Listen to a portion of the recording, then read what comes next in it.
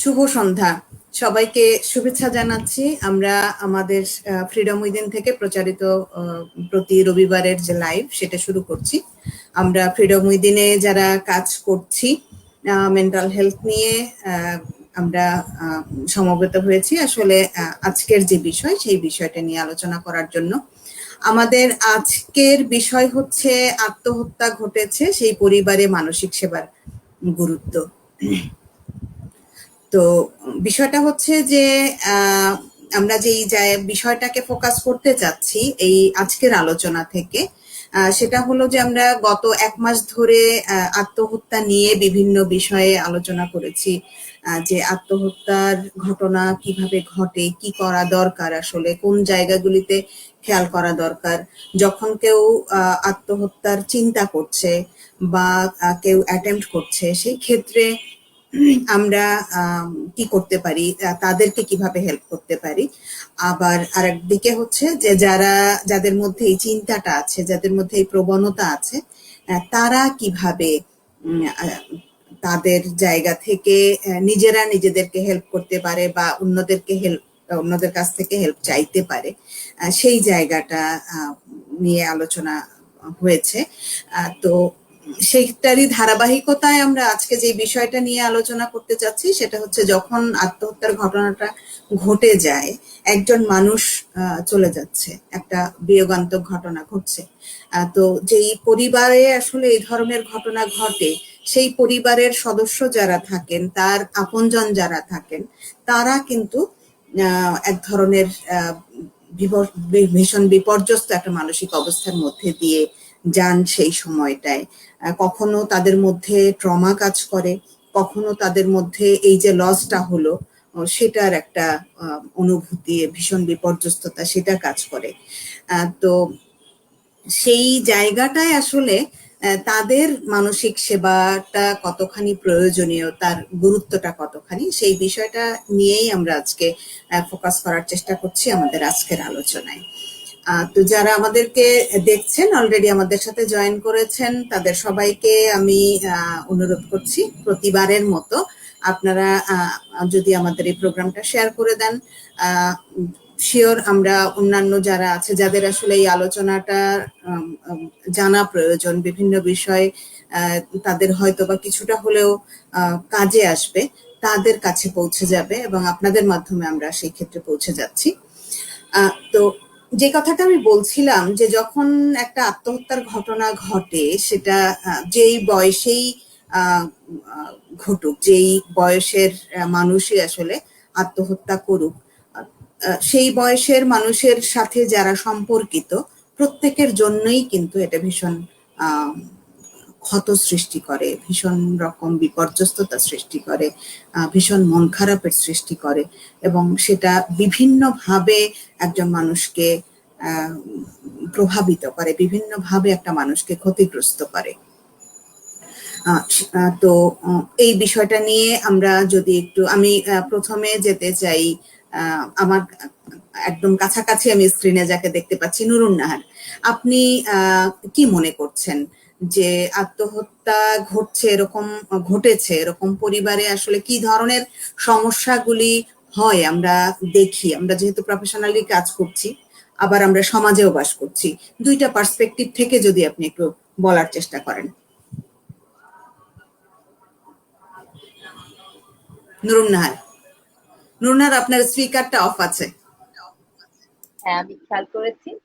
তো আমরা যখন দেখি যে আমাদের সমাজে কোনো একটা পরিবারে এরকম ঘটনা ঘটেছে, তখন কিন্তু দেখি যে এটা অনেকেই না একটা লুকানোর চেষ্টা করে, যে এটা নিয়ে আসলে কিছু কুসংস্কারের বিষয় রয়েছে, যেটা বলা মানে হচ্ছে যে পরিবারের নিশ্চয়ই কেউ এটার সাথে ইনভলভ ছিল, এরকম কিছু হয়তো রয়েছে।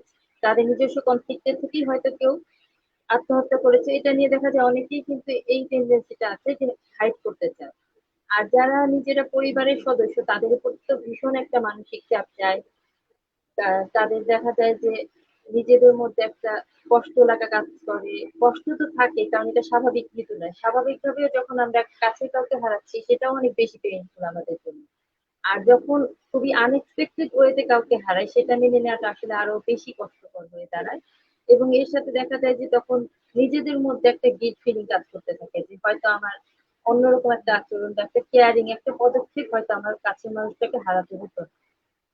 তো এই বিষয়গুলো কাজ করে, অনেকে ডিপ্রেশনে চলে যান, আরো নানান ধরনের মানসিক যে অনুভূতিগুলো আছে এগুলো কিন্তু কাজ করে, পেইন কাজ করে, ডিপ্রেশনে কেউ চলে যান, কারোর মধ্যে অ্যাংজাইটি কাজ করে, আবার অনেক সময় অন্য পরিবারের অন্যান্য সদস্যদেরকেও হারানোর একটা ভয় কাজ করে যে একজন যেহেতু করেছে অন্য কেউ এরকম করবে কিনা।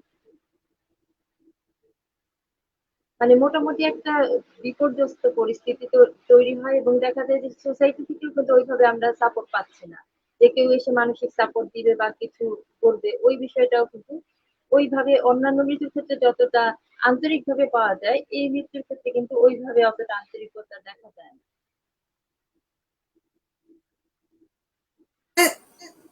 একটা বিষয় হচ্ছে যে যেহেতু এই বিষয়টার সাথে আত্মহত্যার সাথে একটা স্টিগমার একটা ব্যাপার আছে, বা শুধু স্টিগমা না, আত্মহত্যার ঘটনা যখন ঘটে তখন আসলে আইনগত কিছু ব্যাপারও থাকে।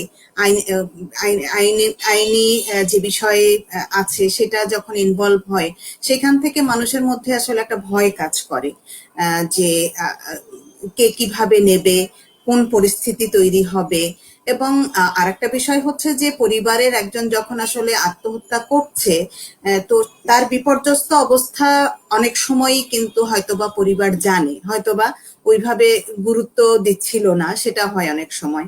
আবার অনেক সময় যেটা তৎক্ষণাৎ সিদ্ধান্তের ফলে যেই ধরনের আত্মহত্যার ঘটনা ঘটে, সেখানে দেখা যায় যে কিছু সম্পর্কজনিত কিছু সমস্যা অনেক সময় আসে। আহ, তারপরে হচ্ছে যে বিভিন্ন ধরনের কনফ্লিক্টের বিষয় আসে। তো সবকিছু নিয়েই দেখা যায় যে যদি আইনি ভাবে কোনো ধরনের পরিস্থিতি, এমন পরিস্থিতি তৈরি হয় যেটা একটা মানুষকে প্রশ্নের সম্মুখীন করছে, বা যেখান থেকে হয়তো বা আনএক্সপেক্টেড কিছু বের হয়ে আসছে, সেই বিষয়টার জন্য আসলে এই লুকানোর প্রবণতাটা কাজ করে। যে মানে এটা যেন মানুষ না জানে, না বোঝে। আমরা এরকম কিন্তু দেখি যে আত্মহত্যার ঘটনা ঘটেছে, কিন্তু সেটা মানে কেউ কেউ চেষ্টা করে যে সেটা যেন অন্যরা না জানে, সেটা যেন আইন পর্যন্ত না গড়ায়, যাতে আমাদের মানে সেরকম পরিস্থিতিতে পড়তে না হয়, সেরকম প্রশ্নের সম্মুখীন হতে না হয়। আমি বুঝতে পারছি যে বুশরা কিছু একটা রিলেট করছে, বুশরা মাথা নাড়াচ্ছে। বুশরার কাছে যাচ্ছি। বুশরা।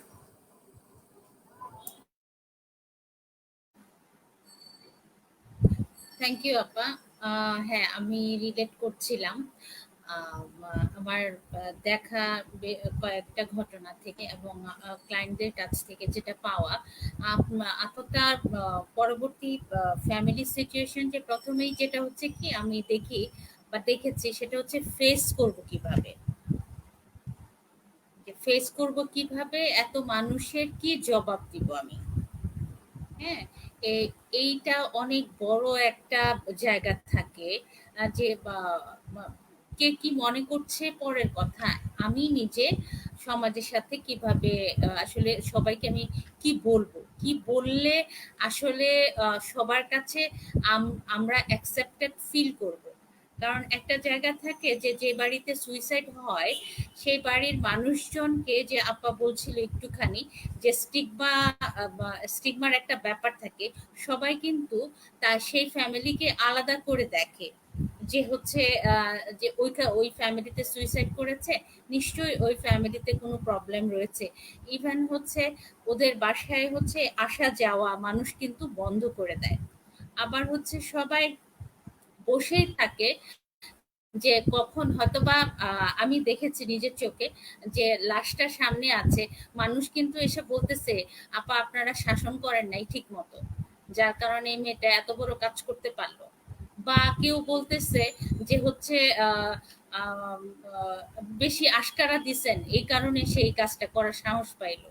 হ্যাঁ, তো এই ধরনের জাজমেন্টাল কোশ্চেন এবং হচ্ছে আহ, সেই সেই জায়গাগুলো থেকে তারা কিন্তু এমনিতে একটা মানুষ বিয়োগান্ত হয়। হ্যাঁ, যেটা মানে কাম্য নয় এমন একটা মৃত্যু। তাদের যে পেইনটা থাকে, আমরা সবাই দেখা যায় মানে বেশিরভাগ মানুষই তাদের পেইনের সাথে না থেকে বরঞ্চ এই হার্ট মানে কষ্ট পাওয়ার জায়গাগুলোতে আরো বেশি নক করতে থাকে, যে ওই সময় যে এইটা ফেস করবে কি করে, আর না মানুষের এই ধরনের কোশ্চেন কি করে ফেস করবে। মানে সবকিছু মিলে দেখা যায় যে তাদের খুবই বিভ্রান্ত একটা অবস্থার ভেতর দিয়ে তারা চলে, এবং আম, মানে দেখা নানা রকমের জাজমেন্টাল কোশ্চেন করা শুরু করে থাকে।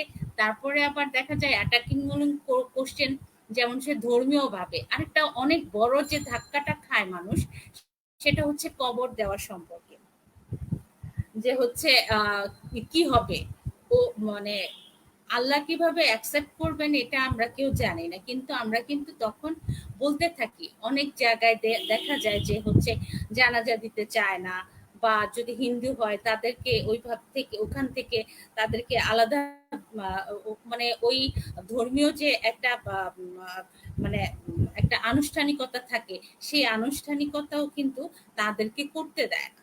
হ্যাঁ, এই জায়গাগুলো আপা ভীষণভাবে তারা ফেস করে। হ্যাঁ, তারপরে মানে আরেকটা বিষয় হচ্ছে যে আম, যে সত্যি যে জিনিসটা তারা যে মানে যে পরিবারে ঘটে, যে কেন আসলে ঘটেছে, এই কথাটা তারা বলতে চেয়েও কিন্তু পারে না। যে এখন আমি যদি এটা বলি তাহলে হচ্ছে ও মানুষ কিভাবে নিবে। প্রথম মানে সবচেয়ে বড় যে ধাক্কাটা থাকে সেটা হচ্ছে সামাজিক ভাবে যে ধাক্কাটা হয়, যে আমাদের ফ্যামিলিকে একদমই আলাদা করে একঘরে করে দেওয়া যেটাকে বলে, এরকম থাকে। এবং ফ্যামিলির মেম্বার যারা থাকে তাদেরও নানা কোশ্চেনের সম্মুখীন হতে হয়। পরবর্তী লাইফ কিভাবে তারা চালাবে সেই জায়গাগুলোতেও কিন্তু সময় সময় কিন্তু প্রত্যেকটা জায়গায় ধরো একটা মানে হচ্ছে কোন একটা রিলেশন করবে বা ইতে, তখন কিন্তু দেখা যায় যে তারা ওই জায়গাটায় যেতে ভয় পায়। থ্যাংক ইউ আপা, আমার এতটুকু মনে হলো, এবং পরবর্তীতে আবার যদি হয় যোগ করবো। আচ্ছা, আমি একটু অর্পিতার কাছে যাচ্ছি। অর্পিতা, বুশরা যেই কথাটা বলছিল যে আহ, আহ, মানে এই ইয়ে হচ্ছে, মানে কেন হলো এই অবস্থাটা, এই প্রশ্নটা আসে বা সেখান থেকে এত জাজমেন্টাল কিছু কথাবার্তা আসে।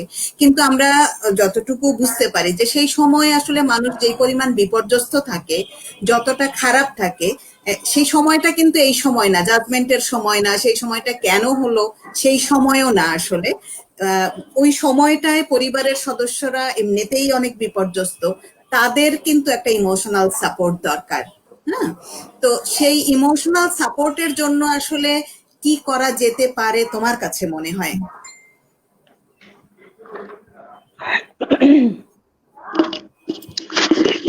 আমার আমার তো মনে হয় যে ধরো আমার যেটা শুরুতেই মনে হয় যে এই পরিবারটাকে এখন জাজমেন্টাল কোনো কথা বলার মতন সময় না। হ্যাঁ, অন্য মানুষদের জায়গায় আমি থাকলে তো আমি অবশ্যই সেই জায়গাগুলো খেয়াল রাখবো।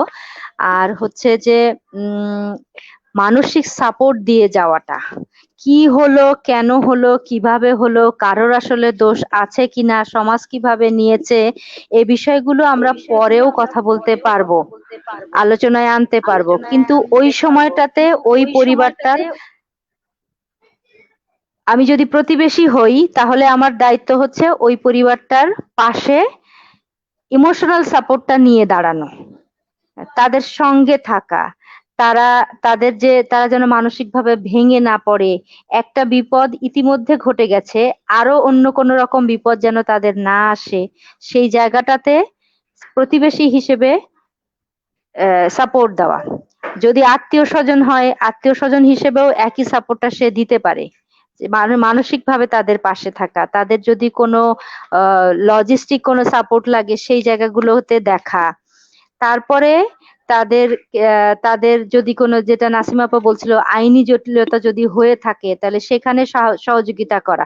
সর্বাত্মকভাবে তাদের সহযোগিতা করার একটা মেন্টালিটি আমাদের অবশ্যই রাখা দরকার। আর পাশাপাশি যদি এমন কারো কোনো সদস্যের যদি এমন অবস্থা দেখা যায় যে মানসিক যে বিপর্যয়গুলোর কথা নুরুন নাহার বা বুশরা আলোচনা করছিল, যে সেখানে তাদের অনেক গিল্টি ফিলিং হয়, তারপরে একটা গ্রিফ কাজ করে, একটা মানে ন্যাচারাল যে গ্রিফটা সেটা তো থাকেই, গিলটি ফিলিং হয় এবং নানান রকমের নানা এনজাইটি কাজ করে, আর টেনশনও কাজ করে যে কি হয়ে গেল বা ভবিষ্যতে কিভাবে এগুলোকে আমরা সামাল দিব। এই সমস্ত ব্যাপারগুলো যদি পরিবারের সদস্যদের মধ্যে এমন কেউ থাকে যে খুব বেশি ভেঙে পড়েছে বা সেটা সে সামাল দিতে পারছে না, তবে তাকেও কোনো মানসিক স্বাস্থ্য কর্মী বা কাউন্সিলর যাই বলি না কেন, কারোর কাছে কারোর সাথে যদি পরিচয় করিয়ে দেওয়া যায়, সেরকম যদি কোনো সুযোগ থাকে, তো সেই কাজগুলো আমাদের তখনই করা দরকার বলে আমার মনে হয়।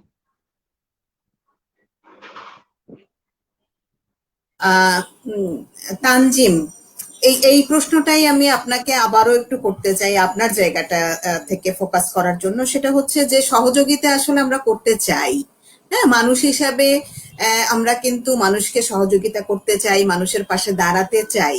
তো সেই দাঁড়াতে গিয়ে অনেক সময় যেটা দেখা যায় যে আসলে ঠিক কিভাবে দাঁড়াবো, সহযোগিতাটা কিভাবে দাঁড়ালে হয়, সেই জায়গাটায় এক ধরনের ভুল বোঝাবুঝি থাকে বা এক ধরনের অসাবধানতা থাকে।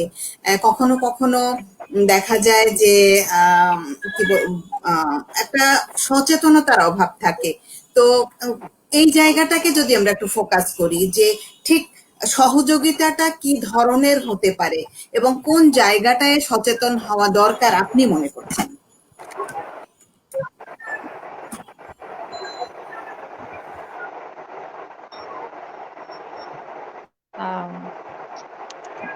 আম, আমি বলবো,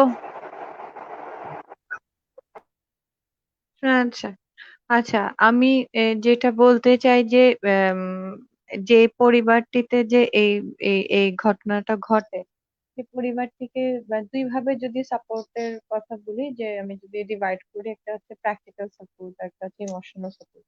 প্র্যাকটিক্যাল হিসাবে হচ্ছে তাদের পাশে দাঁড়ানো এবং তাদের কোনো প্রয়োজন বা যে যে তাকে মানে তার যে ক্রিয়াকর্মগুলো করা সেটাতে পাশে থাকা, এবং আহ তাদের কোনো মানে খাবার বা ওই জাতীয় যেটা দৈনন্দিন প্রয়োজনের জায়গাটা একটু ফোকাস করা, সেটা প্র্যাকটিক্যাল সাপোর্টে ভুলে যায়।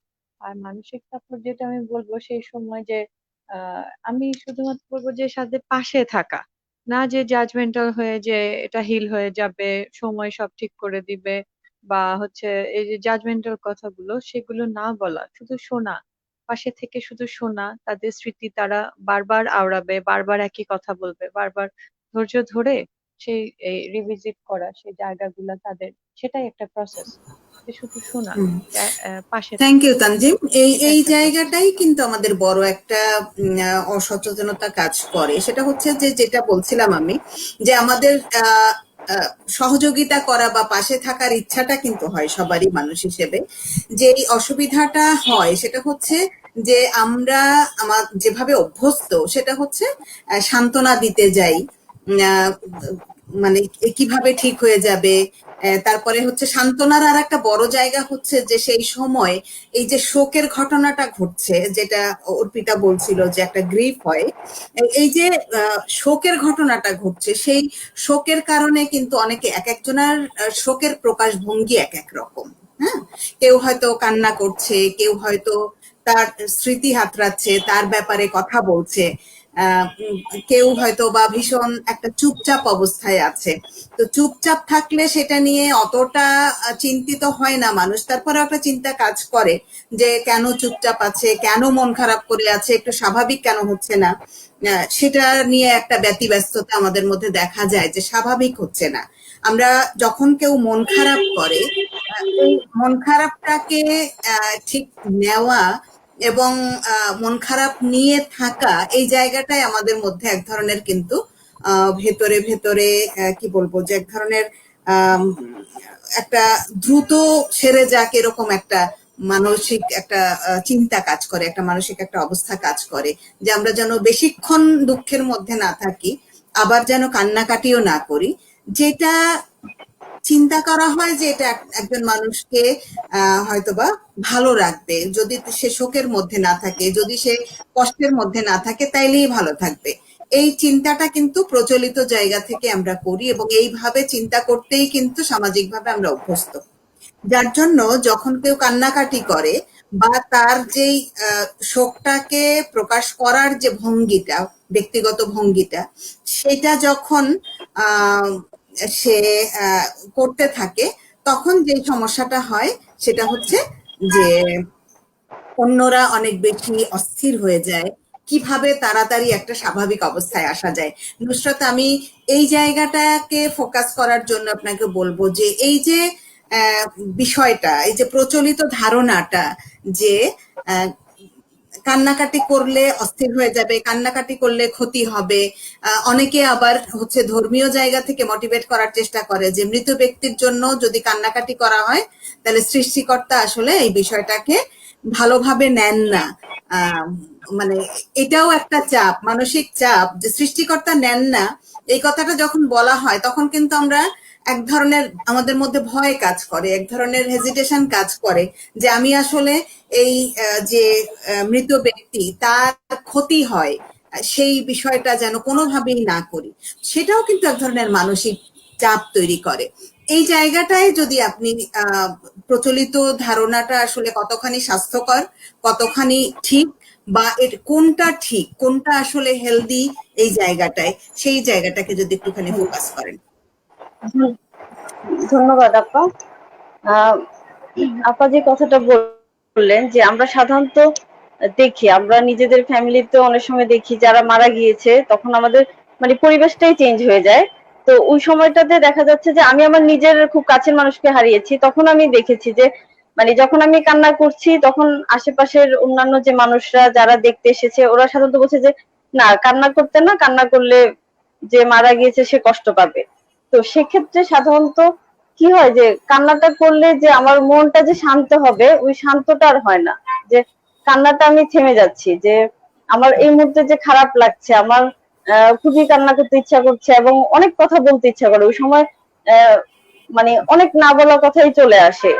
তো ওই সময় দেখেছি যখন এটা সবাই বলে যে না থাক চুপ করো বা কান্না করা লাগবে না, কান্না করলে কষ্ট পাবে।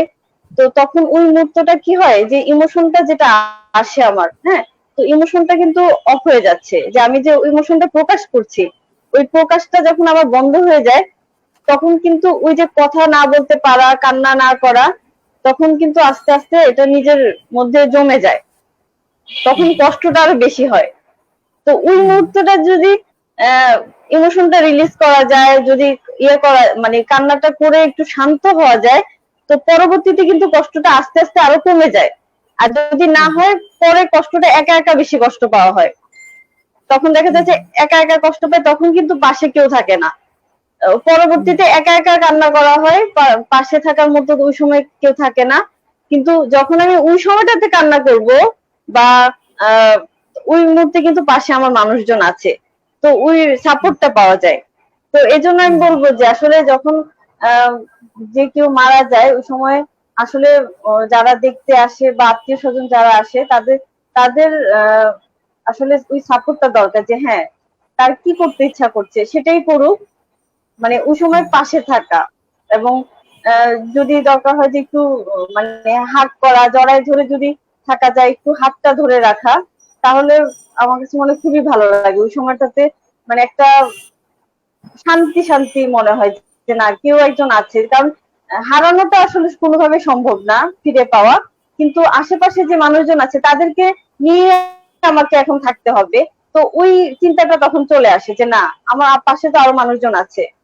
তো এটা আর কি। আচ্ছা, থ্যাংক ইউ নুসরাত। নুসরাতের কথায় আমার দুইটা দিক আমি পেলাম নুসরাত। সেটা হচ্ছে একটা হচ্ছে যে যখন এরকম ঘটনা ঘটছে তখন আত্মীয় স্বজন যারা আসছেন তারা কিন্তু সাথে থাকছেন, একটা সাপোর্ট ফিল করেন। যারা হারিয়েছেন একজন মানুষকে, একজন আপনজনকে, তারা হচ্ছে যে ওই তাদের আত্মীয় স্বজন বা পরিচিত বা আপনজন যারা তাদেরকে পাশে পাচ্ছেন। সুতরাং সেই সময় তার যেই আবেগটা, সেই আবেগটা যদি প্রকাশ করতে পারেন উনি, সেক্ষেত্রে সে হালকা হয়ে যাচ্ছে এবং তার বিপর্যস্ততা তখন কমে আসে। এবং যদি সেই হালকা হওয়ার ঘটনাটা না ঘটে, আবেগটা যদি প্রকাশ করা না যায়, এটা শুধু হালকা হওয়া না, আসলে এটা কিন্তু শারীরিক এবং মানসিক ভাবে আরো বেশি ক্ষতিকরও হয়। হ্যাঁ, যেই মানুষ অনেক বেশি চেপে রাখে, আবেগটাকে চেপে রাখে, অনুভূতিটাকে চেপে রাখে, প্রকাশ করতে না পারে, তার কিন্তু ইন্টারনাল স্ট্রেসটা বেশি হয়। তার যখন এই স্ট্রেসটা বেশি হয়, মানসিক চাপে যখন সে ভোগে, সেটার কারণে তখন দেখা যায় যে তার শারীরিকভাবে হয়তো বিভিন্ন ধরনের ইয়ে হচ্ছে, সমস্যা হচ্ছে। আহ, শারীরিক লক্ষণগুলির মাধ্যমে তখন তার এই স্ট্রেসটা প্রকাশ করে। অনেক সময় মানসিক ভাবেও কিন্তু এরকম হয়। আমরা বলতে শুনি অনেককেই যে আগে হচ্ছে এই যে সে অনেক হয়তো চুপ হয়ে গেল বা অনেকটা এগ্রেসিভ হয়ে গেল, যেটা সে আগে ছিল না। আগে তার যে স্বাভাবিক যে অবস্থাটা, সেই অবস্থাটায় সে পরবর্তীতে নাই, একটা পরিবর্তন। এই পরিবর্তনটার কিন্তু একটা সম্ভাবনা থাকে যখন একটা মানুষ তার যে স্বাভাবিক যেই আবেগ অনুভূতি সেটাকে যদি প্রকাশ করতে না পারে। একটা আত্মহত্যার ঘটনা ঘটছে, তার মানেই আনএক্সপেক্টেড একটা ব্যাপার। সৃষ্টিকর্তার যেই সৃষ্টির যে একটা প্রক্রিয়া, সেখানে মানুষ যে স্বাভাবিকভাবে মৃত্যু, সেটাকে কিন্তু মানুষ আসলে ওই সৃষ্টিকর্তার স্বাভাবিক চাওয়া বা প্রক্রিয়া হিসেবেই দেখে এবং সেইখান থেকে গ্রহণ করে। কিন্তু যখন আত্মহত্যার ঘটনা ঘটছে, সেখানে নিজেকে দায়ী করার একটা ব্যাপার কিন্তু চলে আসে অনেক বেশি। হ্যাঁ, সুতরাং সেই একটা ব্যাপার কাজ করে। আরেকটা জায়গা হচ্ছে যে যেটা আপনি বলছিলেন যে হাত ধরে থাকা বা একটু পাশে বসে থাকা বা হাগ করা, জড়িয়ে ধরা, এই যে ব্যাপারটা, এখানে আমার যেটা মনে হলো, ইচ্ছা হলো যে এই কথাটাকে আরেকটু স্পষ্ট করে যদি ওই দিকে ফোকাস করি, সেটা হচ্ছে আমরা যখন বিপর্যস্ত থাকি তখন প্রতিটা মানুষ কিন্তু আমরা চাই যে আমার অনুভূতিটা কেউ বুঝুক। আমরা চাই না যে আমার আমার সমস্যাটা দূর হয়ে যাক, কেউ এসে আমার সমস্যাটা দূর করে দিক। এই সমস্যাগুলি দূর করার মতো সমস্যা না, দূর করার মতো পরিস্থিতি না। কিন্তু আমরা যেটা চাই যে যাদেরকে আমরা ভালোবাসি, আমাদেরকে যারা ভালোবাসে, তারা যেন আমার এই বিপর্যস্ততাটাকে বোঝে, আমার এই কষ্টটাকে বোঝে, লস ফিলিংটা এটা বোঝে, শোকটাকে বোঝে, এবং সেই জায়গা থেকে তারা যেন পাশে থাকে। সেই পাশে থাকাটা আসলে কথা বলতেই হবে, সান্ত্বনা দিতে হবে, বিষয়টা সেরকম করে না। অনেক ঘটনা আছে মানুষের জীবনে যেখানে আসলে সান্ত্বনার আহ, আহ, কোনো বিষয় থাকে না। হ্যাঁ, আর একটা মানুষ, আমি যখন আমার আপনজন হারাচ্ছি তখন আসলে এখানে কোনো সান্ত্বনা থাকে না। হ্যাঁ, তারপরেও আমাদের মধ্যে ওই সান্ত্বনা দেয়ার একটা প্রবণতা থেকে, আমাদের সান্ত্বনা কখন দেব, কিভাবে দেব, আসলে আমরা চাই যে সে একটু রিলিফ পাক, সেই জায়গা থেকে আমরা সান্ত্বনা দিতে চাই। তো আমাদের আলোচনা থেকে আমরা যে মেসেজটা দিতে চাই সেটা হচ্ছে যে আসলে সান্ত্বনার দরকার নাই। সবচেয়ে বড় সান্ত্বনা ওই সময়টাই হচ্ছে একজন বিপর্যস্ত মানুষের পাশে থাকা, থাকি না, একটু তার পাশে বসে থাকি, কোনো কথার দরকার নাই, তার হাতটা একটু ধরে থাকি, দরকার নাই কোনো কথার। এই যে তার হাতটা ধরে আছি, এই হাতটা ধরাটা তাকে এক ধরনের মেসেজ দেয় যে আমি তার সাথে আছি।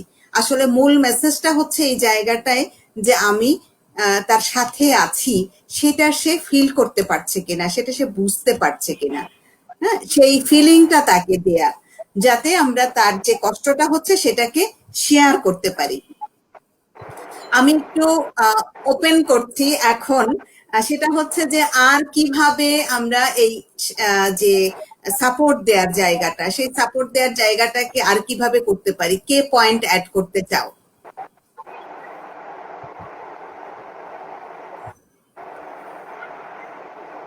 অর্পিতা, কিছু অ্যাড করতে চাও এই জায়গাটায়?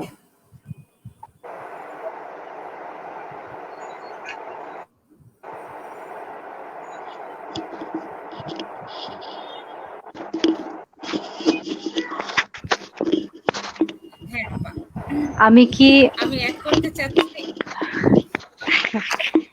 আচ্ছা, আচ্ছা, বুশরা বলো, তারপরে তারপরে বলছি। অর্পিতা অ্যাড করছে, বলো।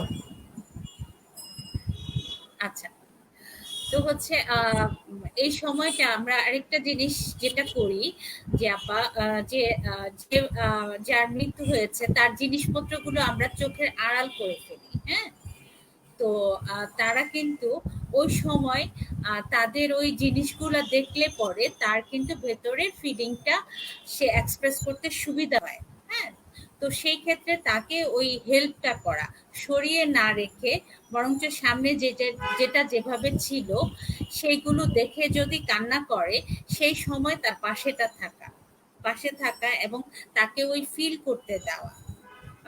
এবং কি হয় ওই সময়টা মৃত্যু ব্যক্তি যে কোনো কিছু দেখলে কিন্তু আমাদের ভেতর থেকে একটা কান্না চলে আসে, এমনি চলে আসে। সেও হচ্ছে একটা সাপোর্ট লাগে।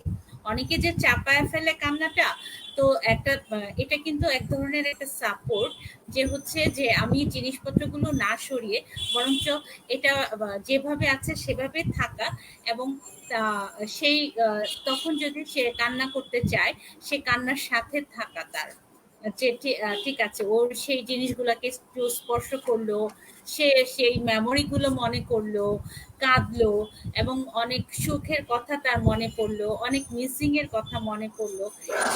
এইভাবে তার আসলে একটু হিলিংটা বেশ কাজ করে। হ্যাঁ, অর্পিতা দি।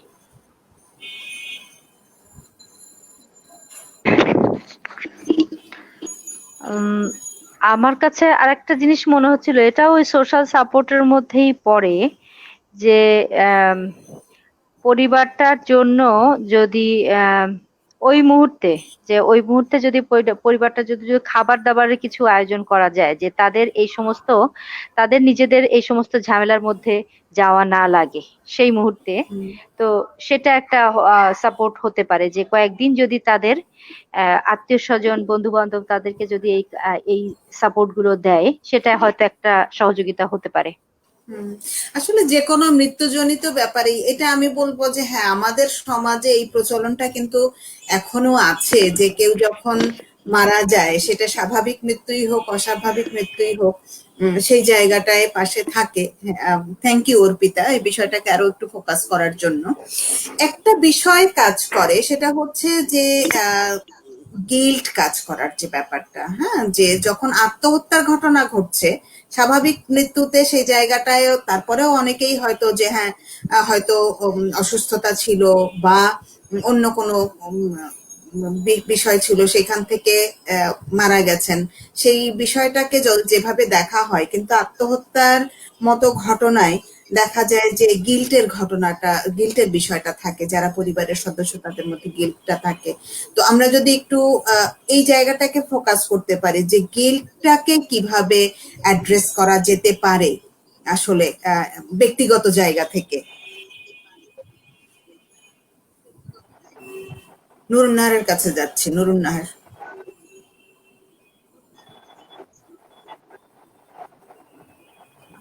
এই এই সময় আমি এর আগের পয়েন্টে একটা পয়েন্ট যোগ করতে চাচ্ছিলাম যে যখন কাছে কেউ মারা যায় তখন কিন্তু দেখা যায় কিছুদিন গেল একই কথা কিন্তু বারবার তারা বলতে থাকে প্রিয় মানুষের হুম, সম্পর্কে। হুম, তো ওই সময় কিন্তু আমাদেরকে ইগনোর করানো হয় যে না, এই কথাগুলো বলো না, বা এটার সাথে তোমরা একটা মানে এটা দরকার নেই, আমরা অন্য টপিকে কথা বলি, হুম, ওইটা ভুলে আমরা সামনে মুভ হুম, করি, কিন্তু ওইটা আসলে কিন্তু সম্ভব হুম, না। যে যতক্ষণ না আমি ওই ফিলিং গুলোকে যত শেয়ার করছি তত কিন্তু আমি এক্সপ্রেস করতে পারছি, এবং ওইটা জমে থেকে কিন্তু আমার জন্য ক্ষতিকারক হুম, কিছু হুম, হচ্ছে না।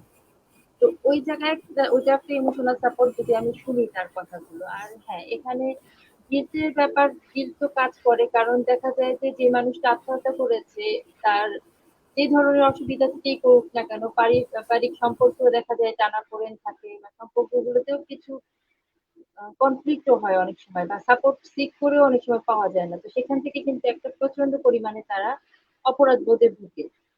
তো সেই অপরাধ বোধের ব্যাপারটা যদি হয় সেক্ষেত্রে আমি বলবো যে সেখানে একজন প্রফেশনাল কারো সাপোর্ট দরকার।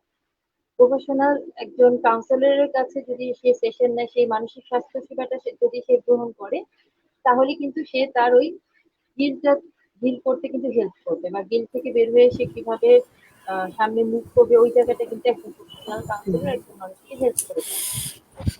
আচ্ছা, আর আমরা যদি ব্যক্তিগতভাবে তাকে সাপোর্ট দিতে চাই, তাহলে আসলে তাকে ওই ইমোশনাল সাপোর্টটা দেওয়া, যে হ্যাঁ আমি যখন কাছের কাউকে হারাচ্ছি এভাবে আনএক্সপেক্টেড হয়েছে, সেখানে কিন্তু আমার অনেক ধরনের নেগেটিভ ফিলিং হবে। সেই ফিলিং গুলোকে আমরা তো বলি, পরামর্শ দিই যে না, এগুলো ফিল করার কিছু নেই, এগুলো হুম, এমন কিছু না, এগুলো হুম, ভাবার দরকার নেই। কিন্তু ওই সময় কিন্তু ওই ফিলিং গুলো হওয়াটাই ন্যাচারাল। ওই জায়গায় যাতে আমাদের দিক থেকে একটা সাপোর্ট থেকে একটা পারমিশন থাকে যে হ্যাঁ হতে পারে এই ফিলিং গুলো। আর যেহেতু এটা আমরা সোশ্যালি আত্মহত্যাটাকে আমরা মানতে পারি না, এটা তো অবশ্যই আনএক্সপেক্টেড একটা বিষয়। স্বাভাবিক মৃত্যুকে আমরা অন্যভাবে দেখি, সেই ক্ষেত্রে তো পেইনটা অবশ্যই অনেক বেশি হবে। আর নাসিমা আপা, আপনি আমার কাছে প্রশ্ন করেছিলেন, আমি ওই গিল্টের ব্যাপারটা নিয়ে বলেছি যে একজন প্রফেশনাল কাউন্সিলরের আচ্ছা, সহায়তা নিচ্ছি। সেক্ষেত্রে সেই গিল্টটা নিয়ে আমি একটু হ্যাঁ জি আপা। হ্যাঁ, অ্যাড করেন নুসরাত। আমি একটু আচ্ছা হ্যাঁ। আমি ওই আপা যে কথাটা বললো যে আসলে এই সময় গিল্টটা হওয়াটা একদম মানে ন্যাচারাল, কারণ হচ্ছে মানে যে ফ্যামিলিতে আত্মহত্যা ঘটছে সে ফ্যামিলি পরিবারের সদস্যরা কিন্তু সারাক্ষণই এটাই চিন্তা হতে থাকে যে আমার কি করার ছিল এবং আমি কি করি নাই, তাই না? সারাক্ষণই নিজেকে একটা সেলফ ব্লেমিং এর যে প্রবণতাটা থাকবে, এবং আহ, যে আত্মহত্যা করলো তার আহ, সে যে অ্যাটেম্প নিল বা একদম ঠিক সময় আমি তাকে হেল্প করতে পারিনি বা আমি কেন বুঝতে পারিনি যে তার সে এরকম একটা কিছু করতে পারে, বা সে যখন এই কাজটা করে ফেলছে সেই সময় আমি কেন কোনো কিছু করতে পারলাম না। মানে ব্যাপারটা হচ্ছে যে সারাক্ষণ একটা কেন কেন থাকবে যে আমি কেন পারিনি। তো এই কোশ্চেন গুলো সারাক্ষণই মনে আসতে থাকবে ওই সময় যে ফ্যামিলির সদস্যরা। তো এই জিনিসটা একদমই স্বাভাবিক, কারণ ওই সময়টাতে এবং আরেকটা ব্যাপার হচ্ছে যে যদি আরেকটা হচ্ছে যে ব্লেম করা, একটা হচ্ছে নিজেকে গিল্ট ফিলিংস কাজ করা, যে নিজের মধ্যে নিজেকে দোষারোপ করা, এবং আরেকটা হচ্ছে ব্লেমিং করা, যেটা হচ্ছে যে যে আত্মহত্যা করলো তার বিরুদ্ধে, যে সে তার নিচে এমন কোন আচরণ ছিল যে সে কারণে সে এটা করেছে, এবং তাকেও কিন্তু দোষারোপ দেওয়া হয় ওই পরিবারে। এবং অনেক সময় দেখেছি যে তার নাম যেন আর পরবর্তীতে পরিবারের নাম হয় আর সদস্যরা ডিক্লেয়ার করে দেয় পরিবারে যে ওর নাম আর মুখে আনতে না। তো এই জিনিসটাও শুনেছি। তো এটাতে কিন্তু ওই ফ্যামিলি যদি আরো ছোট ছোট সন্তান থাকে তাদের কিন্তু অনেক বড় রকমের ক্ষতি হয়ে যায়, কারণ তারা কিন্তু অনেক প্রশ্নের উত্তর জানে না, এবং তারাও তাদেরই কিন্তু একটা এফেক্ট হয় যে পরিবারের এরকম সদস্য যদি এরকম আত্মহত্যা করে তো তারা কিন্তু এফেক্টেড হচ্ছে বেশি, যে পরিবারের অন্য ছোট সদস্যরা। এবং এবং তাদেরকে কিন্তু অনেকেই কোশ্চেন করে যে তারা বের হলে যে তোমার ভাই বা বোন কি হয়েছিল, কি করেছিল। তো ওরা একটা খুবই একটা আনএক্সপেক্টেড একটা সিচুয়েশনের সম্মুখীন হয়। তো ওদেরও কিন্তু এমন হয় যে কারোর সাথে মিশতে পারে না, তো ওরাও একটা একাকী হয়ে যায়, কারণ কারোর সাথে মিশলেই কোশ্চেন করবে। তো সেক্ষেত্রে আসলে মানে সময়টা আসলে খুবই খারাপ একটা সময়ের মধ্যে যায় আর কি, ফ্যামিলির পরিবারের সদস্য যারা। আপা আমি থ্যাংক ইউ। শেয়ার করি। হ্যাঁ, অবশ্যই। আপা আমার একটা প্র্যাকটিক্যাল এক্সপেরিয়েন্স যেটা আমি বলবো, যে যে পরিবারে কেউ আত্মহত্যা করে, তো ওরা সামাজিক একটা ভয়ে যে সমাজের মানুষ অন্য চোখে দেখবে, এই হিসাবে কিন্তু একটা ডিনাল একটা স্টেজে চলে যায়, যে যত দ্রুত সম্ভব কোপ আপ করা, খুব দ্রুত, যে এটা হয়ে গেছে অ্যাকসেপ্ট করে নিছে, আমরা মেনে নিছি। তো একটা সময় লম্বা পিরিয়ড পরে সেই ফ্যামিলির বাচ্চাদের উপরে, যারা তো বড় তারা বড়ই, বাচ্চাদের উপর একটা প্রভাব পড়ে, এবং সেই ভেতরে যে চাইল্ডহুড ব্যাগেজ যেটা থাকে, যেটা আমি দেখেছি, যে সেটা খুব বাজে পর্যায়ে নিয়ে যায়। কারণ সে জানেও না যে সেই অনেক বছর আগের একটা লস, যে খুব ক্লোজ কারো মৃত্যুই কিন্তু তার আজকের এই সিচুয়েশনের জন্য দায়ী। হ্যাঁ, তো সেটা সে আহ আহ, পরে বোঝা যায়, কিন্তু শুরুতে যদি আমরা কেয়ারফুল থাকি যে পরিবারের ছোট শিশুটা যার বোঝ নাই, এখনো বুঝে উঠতে পারে নাই, কিন্তু তার কিন্তু একটা ইমেজ মাথায় থেকে যাচ্ছে। হ্যাঁ, সেটার দিকে একটু কেয়ারফুল হওয়া, যে পরবর্তীতে তার লাইফটা যেন আর কোনো একটু যদি অ্যাক্সিডেন্ট না তানজিম হয়। আপনি যদি আরেকটু খুলে বলেন, যেটা আপনি বলছিলেন যে চাইল্ডহুড ব্যাগেজ, একটু প্রফেশনাল কথা, একটু টেকনিক্যাল কথা হয়ে গেল। হ্যাঁ, তো এই জায়গা থেকে যদি আপনি আরেকটু খুলে বলেন যে আসলে চাইল্ডহুড ব্যাগেজ বলতে কি মিন করছেন আপনি, কি হতে পারে একটা বাচ্চার জন্য, পরবর্তীতে কি ধরনের সমস্যা হতে পারে?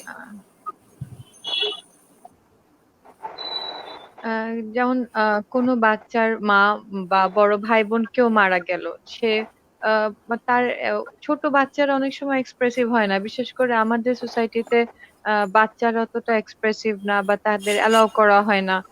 চুপ থাকো, আচ্ছা ঠিক আছে ওই রুমে যেও না, বা ঠিক আছে আমরা বাড়ি শিফট করে ফেললাম, আমরা ওইটা নিয়ে আর কথাই বলবো না, এই বিষয়টা আমরা গোপন রাখলাম। হয়তো হুম। বাচ্চাটা 4-5 বছর বয়স, তো যখন তার একটা মানে পূর্ণাঙ্গ বয়সে যাবে, একটা অ্যাডাল্ট এজে এসে তার কিন্তু অস্বাভাবিক আচরণগুলো বের হওয়া শুরু হয়। সেটা আমার একদম প্র্যাকটিক্যাল দেখা, এবং আমি কাজ করতে যেও পেয়েছি যে যখন আমরা হিস্ট্রি করতে যাই তখন আমরা এরকম স্টোরি পাই যে যে তার হুম। লাইফে এরকম একটা লস ছিল, এবং সে সেটা জানেও না যে সেটা কিভাবে করে সে ক্যারি করে হুম। নিয়ে আসছে, সেটাই চাইল্ডহুড ব্যাগেজ, যে ছোটবেলার সেই দুর্ঘটনাটা সে আননোয়িংলি আনকনসিয়াসলি ক্যারি করে সে এই পর্যায়ে এসে তার আচরণগত যে আহ, সমস্যাগুলো আমি হচ্ছে। যদি তানজিমের সাথে একটু অ্যাড করি যে যে বিষয়টা হচ্ছে সেটা হচ্ছে যে তার এই যে ছোট বয়সে যে বিপর্যস্ততার মধ্যে দিয়ে গেল, আমরা প্রচলিত জায়গা থেকে যেটা দেখি যে পরিবারের সদস্যরা আসলে বাচ্চারা যাতে কষ্ট না পায়, বাচ্চারা যাতে ইনভলভ না হয়, সেটার কারণে তারা তারা মনে করে যে বাচ্চারা যদি এই বিষয়টার মধ্যে দিয়ে যায় তাহলেই হয়তো তাদের ক্ষতি হবে। তো সেই যে চিন্তাটা, সেই চিন্তাটার কারণে আসলে দেখা যায় যে তারা অ্যাভয়েড করে। হ্যাঁ, তারা বাচ্চাদেরকে বলতে চায় না। কিন্তু এই ঘটনাটা কিন্তু ওই বাচ্চাটা দেখছে, অন্যদের বিপর্যস্ততা দেখছে, তার যে পুরো পরিবারে যে একটা তছনছ অবস্থা সেটা দেখছে, সবকিছুর মধ্যে দিয়ে যাচ্ছে। কিন্তু বাচ্চাটাকে অ্যাভয়েড করা হচ্ছে, বাচ্চাটা কষ্ট পাবে বা ওর খারাপ লাগবে সেই জায়গাটা থেকে। তাতে কি হচ্ছে যে ওর মধ্যে সেই কনফিউশনটা কিন্তু রয়ে যাচ্ছে। প্রথমত কনফিউশন কি হচ্ছে, তারপরে যেহেতু তার আপনজন, সুতরাং তার একটা লস ফিলিং তো অবশ্যই থাকবে, তার ওই ব্যথাটা কষ্টটা অবশ্যই থাকবে। তো সেটা নিয়ে যখন সে কথা বলতে না পারে, সেটা যখন প্রকাশ না হয়, তখন কি হচ্ছে যে এটা কিন্তু সে সাইকোলজিক্যালি এবং ফিজিওলজিক্যালি দুই জায়গায় কিন্তু বহন করছে, যেটা হয়তোবা পরবর্তীতে কোনো একটা ঘটনার প্রেক্ষিতে পরে আবার ট্রিগার করতে পারে। বা এই এই যে ভেতরে রয়ে গেল সেই যে মানসিক একটা চাপ তার মধ্যে রয়ে গেছে, সেই মানসিক চাপটা হয়তোবা একটা সময় গিয়ে ভিন্নভাবে প্রকাশ পেতে পারে। আমরা বলবো না যে পাবেই, পেতে পারে। অনেক সময় আমরা ঠিক বুঝতে পারি না যে কেন এই সমস্যাটা হচ্ছে। হ্যাঁ, তো সেটার পেছনে দেখা যায় যে যে চাইল্ডহুড যেই এক্সপেরিয়েন্সটার মধ্যে দিয়ে সে গেছে সেটাকে সে আসলে কারো কাছে বলতেও পারে নাই, তার হিলিং হয় নাই, সে এটা নিয়ে কথা বলতে পারে নাই। একটা কনফিউশনের মধ্যে দিয়ে এত দিন এত বছর যাবত যেহেতু সে শারীরিক এবং মানসিকভাবে বহন করে আসছে, সুতরাং সেটা তার শারীরিক এবং মানসিক যেই অবস্থাটা সেটার উপরে একটা নেতিবাচক প্রভাব ফেলে। আহ কয়েকটা বিষয় আমার কাছে মনে হলো কথা শুনতে শুনতে এটার সাথে, সেটা হচ্ছে যে এই যে অভিভাবকদের মধ্যে অনেক সময় যে যেটা বলছিলেন যে অ্যাকসেপ্ট করে নেয়, খুব তাড়াতাড়ি অ্যাকসেপ্ট করে নেয় বা একটা ডিনায়ালের মধ্যে চলে যায়, আচ্ছা ঠিক আছে ঘটনা ঘটে গেছে, এখন এটা নিয়ে কথা বলবো না, বা এটা নিয়ে কেউ যেন কথা না বলে। হ্যাঁ, এরকম একটা ব্যাপার থাকে। তো আমরা আজকের আলোচনা যেখান থেকে শুরু করেছিলাম সেটা কিন্তু একটা বড় জায়গা, যে অনেক সময় হচ্ছে যে কে কিভাবে বলবে, কে কিভাবে ফেস করতে পারবো। একটা কষ্ট তো আছেই, সেই স্বাভাবিক কষ্টটা, এই যে স্বজন হারানোর যে কষ্টটা, সেই কষ্টটা ফিল করতে পারছে না, কিন্তু যে কি হবে না হবে সেই একটা মানসিক চাপের জায়গা থেকে। তো তখন কি হচ্ছে যে তার ভেতরের যে লস ফিলিংটা, তার যে একটা স্যাড ফিলিং, তার যে একটা হার্ট ফিলিং, বা তার মধ্যে শোকের যেই একটা মানসিক অবস্থা কাজ করছে, সেটাকে সে প্রকাশ করতে পারছে না। প্রকাশ করতে না পারার কারণে অনেকে হয়তো বা অনেক বেশি ইরিটেট ফিল করে। হ্যাঁ, অনেক বেশি বিরক্তি প্রকাশ করে তার কাজে কর্মে কথায়, অনেক বেশি বিরক্তি প্রকাশ করে। কেউ হয়তো বা ভীষণ রেগে যাচ্ছে, কেউ হয়তো ভীষণ চুপ হয়ে যাচ্ছে। হ্যাঁ, এবং যাতে এই ধরনের বিষয়গুলিকে ফেস করতে না হয় বা অন্যরাও যাতে এই কথাগুলি না বলে, সেটার জন্য দেখা যায় যে এক ধরনের ইন্ডেমনিটি, যে এটা করাই যাবে না, এটা বলাই যাবে না, ঠিক আছে, যে ঘটনা ঘটে গেছে ঘটে গেছে। তো তাতে একদম তার যে ইমোশনটা সেটা আনটাচড অবস্থায় থাকছে।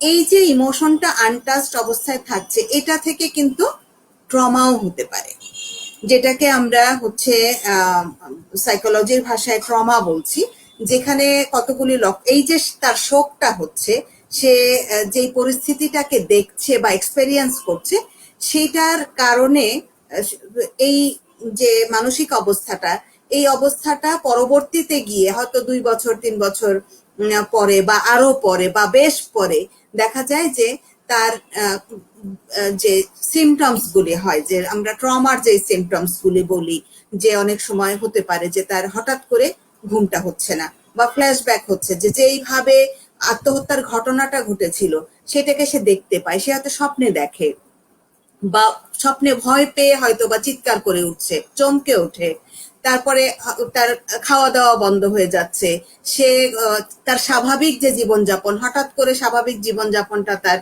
সে করতে পারছে না বা ঘুমাতে পারছে না, যেটা বললাম, সে ভীষণভাবে বিপর্যস্ত বোধ করছে।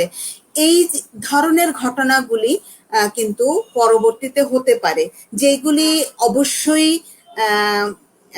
মানে মেন্টাল হেলথ ট্রিটমেন্টের দাবি রাখে। এই জায়গাগুলিকে কিন্তু খেয়াল করা ভীষণ ইম্পর্টেন্ট। আমরা যেটা বলছিলাম যে প্রথমে আলোচনা করেছিলাম যে আমরা ব্যক্তিগতভাবে আসলে বিষয়টাকে কিভাবে খেয়াল করতে পারি, যাতে আমরা একজন মানুষের পাশে থাকতে পারি, একজন মানুষের পাশে থেকে তাকে সাপোর্ট করতে পারি, অথবা আমি নিজেই যদি ওই পরিস্থিতির মধ্যে দিয়ে যাই, আমি কিভাবে আমাকে সাপোর্ট করতে পারি, আমি যেন কোনো ধরনের এই যে স্টিগমা গুলি আছে, ভুল ধারণা, ভ্রান্ত ধারণাগুলি আছে, সেগুলোর কারণে আমি যেন চেপে না রাখি, আমি যাতে যেই স্বাস্থ্যকর ব্যবস্থাগুলি নিলে ভালো হয় সেটা যেন নিজেও নিতে পারি বা কারো সাহায্য দরকার হলে যেন সেটা করতে পারি। আর যদি সেই বিপর্যস্ততাটা আরেকটু বেশি হয়, সেই ক্ষেত্রে যেন আমরা আসলে মানসিক স্বাস্থ্য নিয়ে যারা প্রফেশনাল যারা কাজ করেন তাদের সাথে যেন আমরা কথা বলি। সেক্ষেত্রে যদি এই ধরনের লক্ষণগুলি থাকে, সেই লক্ষণগুলি দেখা মাত্রই আসলে এই ক্ষেত্রে যেটা দরকার কমপ্লিট ট্রিটমেন্ট, যে কথাটা আমি বলি যে এই ধরনের মানসিক বিপর্যস্ততায় ফার্মাকোলজিক্যাল অ্যান্ড নন ফার্মাকোলজিক্যাল, আসলে ওষুধ প্রয়োগের চিকিৎসা এবং ওষুধ ছাড়া কাউন্সিলিং বা সাইকোথেরাপির যে চিকিৎসা, দুইটারই কিন্তু দরকার হয়। হ্যাঁ, এই জায়গাটা, কারণ তার ভেতরে যে ট্রমাটা রয়ে গেছে, তার ভেতরের যেই ক্ষতটা আছে, সেই ক্ষতটাকে দূর করা, সেটা কিন্তু ভীষণ ইম্পর্টেন্ট একটা জায়গা। সম্ভবত নুরুন্নার কিছু অ্যাড করতে চাচ্ছেন?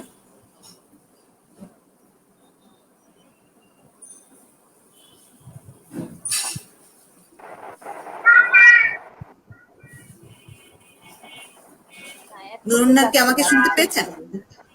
আচ্ছা, হ্যাঁ হ্যাঁ, ওকে। শুনতে পেয়েছি, আমি অ্যাড করতে চাচ্ছিলাম না। আচ্ছা, ওকে। এই জায়গাটায় মানে আর কখন আসলে আচ্ছা, হ্যাঁ, মানসিক স্বাস্থ্য আমি সেবার সাথে যারা জড়িত তাদের কাছ থেকে সেবা গ্রহণের দরকারটা কখন কখন হতে পারে, আমরা যদি যার যার এক্সপেরিয়েন্স থেকে একটু অ্যাড করি। নুসরাত। আপা যেটা বললেন যে একটু প্রশ্নটা আরেকবার বলবেন, আমি ভালো করে শুনতে। আমি বললাম যে আমরা আলোচনা করলাম যে ব্যক্তিগতভাবে আমরা আসলে কিভাবে নিজেরা অন্যদেরকে সাপোর্ট করতে পারি, বা আমার পরিবারে যদি এ ধরনের ঘটনা ঘটে আমি আমাকে কিভাবে সাপোর্ট করতে পারি মানসিকভাবে। আর একটু যদি আমরা এই জায়গাটায় ফোকাস করি যে আসলে কখন মানসিক স্বাস্থ্য পেশাজীবী যারা আছে, অর্থাৎ ওষুধ প্রয়োগের চিকিৎসা বা কাউন্সেলিং এবং সাইকোথেরাপির হেল্পটা কখন নিতে হয়, সেটা যদি আমরা একটু জানাই যারা দেখছেন তাদের জন্য। এখানে যেটা বলবো যে যে পরিবারের সদস্যরা এই আহ, সমস্যাটা ফেস করছে, তো এই পরিবারের সদস্যরা দেখা যাচ্ছে স্বাভাবিক হতে অনেক সময় পারে, আবার অনেক সময় পারে না, সবার ক্ষেত্রে যে একই রকম হবে তা না। তো সেক্ষেত্রে যদি আপা যেটা বললেন যে অনেকের মধ্যে যেমন একটা ঘুমের সমস্যা দেখা দিতে পারে, যে সারাক্ষণই নেগেটিভ চিন্তাগুলো কাজ করছে, যে সারাক্ষণই একটা নিজেকে ব্লেম দেওয়ার যে চিন্তাগুলো, ওই চিন্তাগুলো যদি অতিরিক্ত মাত্রায় থাকে, যে আমার এই কারণে আমার স্বাভাবিক যে কাজকর্মগুলো আছে সেই কাজকর্মগুলো সমস্যা তৈরি করছে, সেটা একটা বিষয়। আরেকটা যেটা হচ্ছে ঘুমের সমস্যা, যেটা অনেক সময় একটা ফ্ল্যাশব্যাক হয়, যে আহ, যে আত্মহত্যা করলো তার হয়তোবা যে এই চিত্রটা দেখলো তাকে আত্মহত্যা অবস্থায় আর কি, যে অবস্থায় তাকে পেয়েছে পরিবারের সদস্যরা, তো ওই ছবিটা কিন্তু চোখের সামনে ভেসে আসে। তো ওই ছবিটা যদি সবসময় তাকে সমস্যা তৈরি করে, তো এটা একটা কারণ।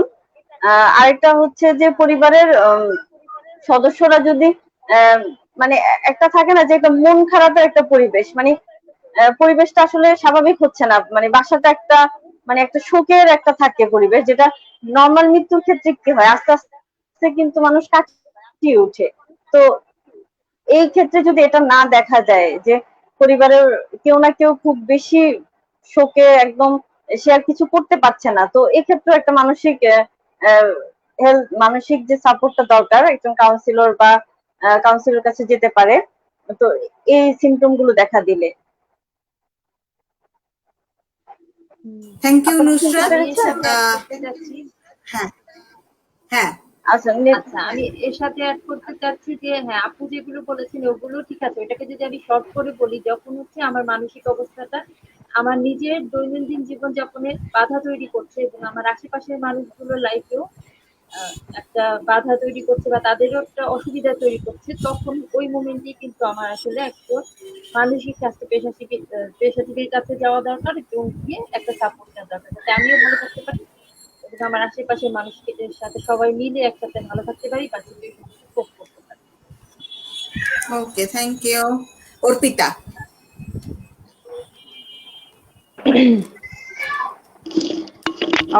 অনেক অনেক ধরনের কথা চলে আসছে সবার কাছ থেকে, সেগুলোর সাথে আমার কাছে যেটা মনে হলো যে এরকম একটা ঘটনা যখন একটা পরিবারে ঘটে যায়, তার পরবর্তী সময়ে পরিবারের সদস্যদের মধ্যে নানান ধরনের অনুভূতি কাজ করে। তো আমি যদি অনুভূতিগুলোর মধ্যে আমার কাছে মনে হয়েছে যে তিনটা জায়গা যদি খুব বেশি অসুবিধা হয়, যেমন একটা গিল্ট ফিলিং এর কথাটা আমরা বিভিন্ন সময় বিভিন্ন ভাবে আলাপ করেছি। গিল্ট ফিলিং এর পর্যায়টা যদি অনেক বেশি হয় বা কোনোভাবে যদি সেটাকে ব্যক্তিগত পর্যায়ে যদি সেটাকে ডিল করা না যায়, এবং সেটা যদি আমার দৈনন্দিন কাজকে এই পর্যায়ে যায় যে সেটা আমার দৈনন্দিন কাজকে বাধাগ্রস্ত করছে, তাহলে এটা একটা ক্ষেত্র যেটা আমি দূর করার জন্য একজন প্রফেশনালের কাছে যেতে পারি। আর একটা হচ্ছে ট্রমা। সে ট্রমা হচ্ছে ট্রমা পরিবারের যে কোনো সদস্যরই হতে পারে। তবে আমার এক্সপেরিয়েন্সে আমি দেখেছি যে আসলে নাসিম আপা একটু আগে একটা শব্দ বললেন যে ইনডেমনিটি। পরিবারের যিনি কর্তা তিনি অনেক সময় চিন্তা করেন যে এই বিষয়টা এইখানেই স্টপ হয়ে যাবে, এটা নিয়ে আমরা আর আলোচনা করব না, কিন্তু দেখা যায় যে সবচেয়ে বেশি ট্রমায় কিন্তু তিনিই ভোগেন। হ্যাঁ, যে তিনিই কিন্তু ভিতরে ভিতরে এই মানে বাইরে খুব স্ট্রং একটা ভাব দেখান, কিন্তু ভেতরে কিন্তু সে এই জিনিসটা তার মধ্যে ওইরকম ট্রমার নানান রকমের লক্ষণ দেখা যায়। তো যাই হোক, সেই কর্তা ব্যক্তি সহ পরিবারের অন্য কারোর মধ্যে যদি ট্রমা আসে এবং সেটাও যদি তার দৈনন্দিন কাজকর্মকে বা স্বাভাবিকতাকে ব্যাহত করে, সেক্ষেত্রে কাউন্সিলরের কাছে প্রফেশনালস এর কাছে যেতে হয়। আর একটা হচ্ছে যে গ্রিফ, অনেকের ক্ষেত্রে গ্রিফটা বিভিন্ন মানুষের ক্ষেত্রে বিভিন্ন লেভেলে গ্রিফটা হয়, যে কোনোভাবেই যদি সে এই শোকটা যদি কোনোভাবে কাটিয়ে উঠতে না পারে, এই দুঃখবোধ বা সবকিছু, এবং যেটা তার একেবারেই স্বাভাবিকতাকে নষ্ট করে দিচ্ছে, সেক্ষেত্রেও আমরা কাউন্সিলরের কাছে যেতে পারি। মানে গেলে তার জন্য ভালো হবে। হ্যাঁ, থ্যাংক ইউ অর্পিতা। এই জায়গাটায় আমি যে বিষয়টা একটু মেনশন করতে চাই সেটা হচ্ছে যে একজন মানুষ যখন আপনজন হারাচ্ছে তখন সে কষ্ট পাবে, তার শোক হবে, এটাই স্বাভাবিক। সে শোকের মধ্যে কয়েকদিন থাকবে, সেটাও স্বাভাবিক। আস্তে আস্তে করে প্রথম দিকে শোকের পরিমাণটা যে রকম থাকে, আস্তে আস্তে করে মানুষের মধ্যে সেই ক্ষমতাটা আছে যে সে আস্তে আস্তে করে ওইটাকে অ্যাকসেপ্ট করতে পারে এবং কমে আসে, চলে যায় না আসলে। হ্যাঁ, তো এই জায়গাটাই খেয়াল করা দরকার যে যদি দেখা যায় যে সেই শোকের মাত্রাটা স্বাভাবিকভাবে যেভাবে কমার কথা সেটা কমছে না, অনেক দিন ধরে একই রকম আছে, যেটা তার স্বাভাবিক জীবনযাত্রাকে ব্যাহত করছে, সেই ক্ষেত্রে কিন্তু এটা আসলে কাউন্সেলিং সাইকোথেরাপির দাবি রাখে। সেক্ষেত্রে আসলে কাউন্সেলিং এ যেতে হয়, ইভেন হতেও পারে। আমি আসলে মেন্টাল হেলথের জায়গাটায় এই ধরনের পরিস্থিতিতে আমি যেটা বলতে চাই যে এন্ট্রিতে যদি একজন কাউন্সিলর এবং সাইকোথেরাপিস্টের কাছে যাওয়া হয়, উনি রেফার করতে পারেন আসলে যদি তার ঔষধের প্রয়োজন হয়। অনেকেই ওষুধ দিবে সেই চিন্তা করে যেতেই চায় না। অনেক প্রবলেমেই কিন্তু আসলে ঔষধ নেওয়ার দরকার হয় না। হ্যাঁ, তো যেটাই অবশ্যই নিতে হয়, যেখানে ওষুধের দরকারই আছে, সেটা একজন কাউন্সিলর তার যে প্রশিক্ষণ সেই জায়গা থেকে জানেন এবং উনি রেফার করতে পারেন। সেই জন্য আমি বলবো যে একজন কাউন্সিলরের কাছে অবশ্যই যাওয়া দরকার, যাতে তার যেই স্বাভাবিক যেই মানসিক অবস্থাটা সেটা যাতে সে ফেরত পান, সেটার জন্য কি করা যায় সেই জায়গাটাকে খুঁজে পাওয়ার জন্য। তানজিম। আমি একটা আমি আসলে আগের কথাটাই আরেকটু অ্যাড করতে চাচ্ছিলাম যে আমার দেখা একটা পরিবারের যে বড় মেয়েটা সে সুইসাইড করে, করার পরে পরিবারটা স্বাভাবিক লাইফে ফেরত যায়, কিন্তু পরিবারটা খেয়াল করেনি যে ছোট বাচ্চারা একটা পারমিশন পেয়ে গেছে যে ওইভাবে চলে যাওয়া যায়, এবং তারা যে অ্যাটেম্প নিচ্ছে এবং ছোটখাটো অ্যাটেম্প নিয়েও ফেলে।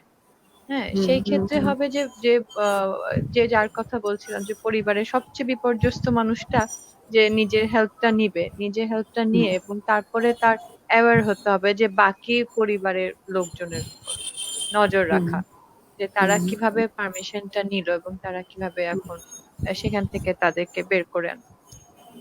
ভীষণ ইম্পর্টেন্ট একটা point Tanzim, thank you so much. আসলেই তাই, যে যখন হচ্ছে এরকম একটা ঘটনা ঘটে, অনেকেই মনে করে যে যখন তার কোনো অন্য কোনো দিকে বিপর্যস্ততা আসে, তখন সে মনে করে যে হ্যাঁ, এটা মনে হয় করা যায়। এই যে একটা আন্ডারলাইং একটা পারমিশন, এই পারমিশনটা অনেকে ফিল করে। তো সেই জায়গা থেকে হচ্ছে যে আসলেই খুবই দরকার যে কারো এরকম কোনো মানসিক অবস্থা আছে কিনা, মনোভাব আছে কিনা, যেটা দিয়ে সে পরবর্তীতে তার ক্ষতি করতে পারে, সেটা দেখা।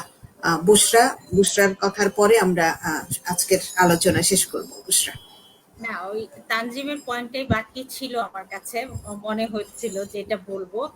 আর একটা জিনিস হচ্ছে যে মৃত্যু চিন্তা করতে থাকে বেশি কারো কারো মধ্যে, ফ্যামিলির অনেক মেম্বার দেখা যায় যে মৃত্যু নিয়ে খুব ভাবনা চলে আসে তার মধ্যে, এবং এটা ধীরে ধীরে বাড়তে বাড়তে আবার যখন প্যানিক হয়ে যায়, মানে যেটা হচ্ছে মানে বডিতে যে ইফেক্ট করে, সেই সময় এটা একটা সময় আমাদের সাইকোথেরাপি বা ডক্টরের কাছে যাওয়ার।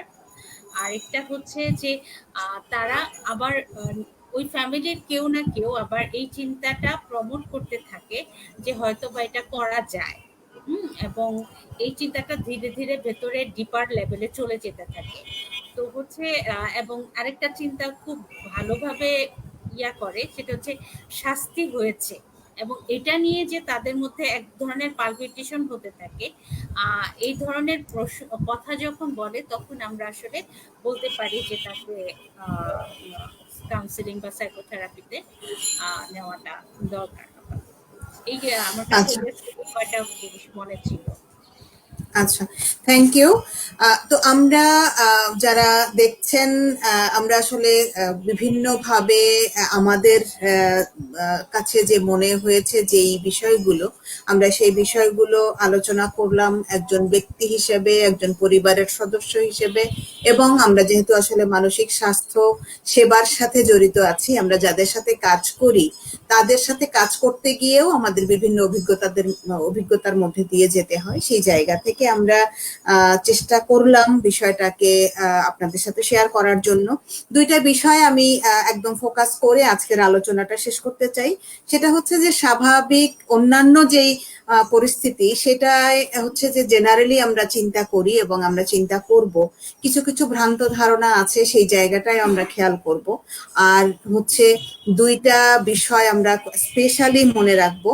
অর্পিতার কথাটাই আমি রিপিট করছি, যে যারা ছেলে আছেন, যারা পরিবারের মুরব্বী আছেন, কর্তা ব্যক্তি আছেন বা কর্ত্রী আছেন, তারা তাদের ইমোশনটাকে, ছোটরা কি করবে এই চিন্তা করে তারা দেখা যায় যে তাদের ইমোশনটাকে একেবারেই অ্যাড্রেস করতে চান না, তারা কোনোভাবে বলতে চান না, তাদের বিপর্যস্ততার কথা প্রকাশ করতে চান না।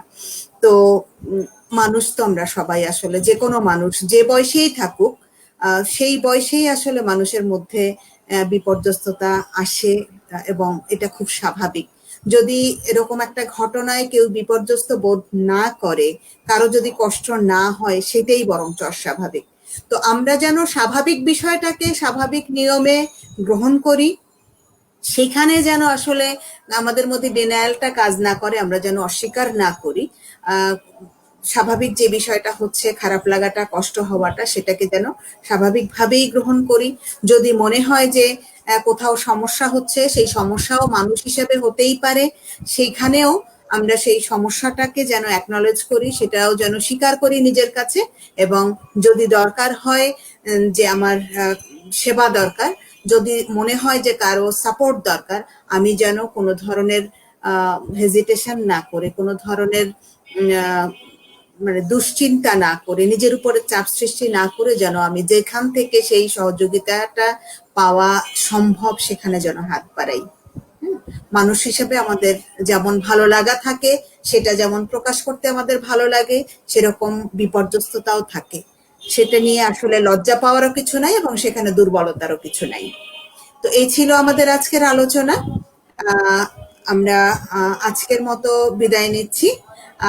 আমি যে বিষয়টা দিয়ে আজকে শেষ করতে চাই, সেটা হচ্ছে যে আমরা পরের যেই লাইভ প্রোগ্রামটা আমাদের হবে ফ্রিডম উইদিনের পক্ষ থেকে, আমরা চেষ্টা করব যে এই আত্মহত্যার বিষয়ে বা মানসিক বিপর্যস্ততার বিষয়ে আসলে যারা বিভিন্ন বয়সের শিশু আছেন, তাদের ভাবনা কি, হ্যাঁ, এবং তারা কিভাবে নিজেরা মনে করেন যে তারা সহযোগিতা করতে পারেন, তারা কিভাবে মনে করেন যে সহযোগিতা চাইতে পারেন, এবং তারা কিভাবে মনে করেন যে বড় যারা আছে, যারা তাদেরকে সহযোগিতা করতে পারে, তারা কিভাবে তাদেরকে সহযোগিতা দিতে পারেন, সেই বিষয়টাকে ফোকাস করে আমরা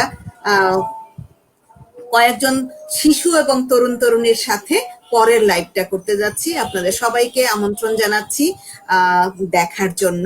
যাদের আসলে এই ছেলে মেয়ে আছে, যারা মনে করেন যে বাচ্চাদের মধ্যে কি ধরনের চিন্তা ভাবনাগুলি তাদেরকে প্রভাবিত করে, বা তারা কেন খারাপ থাকে, তারা কেন মাঝে মাঝে বাবা মায়েদের সাথে কোঅপারেট করছে না, সেই জায়গাগুলিতে হয়তো বা আমাদের ইনসাইট তৈরি হতে পারে।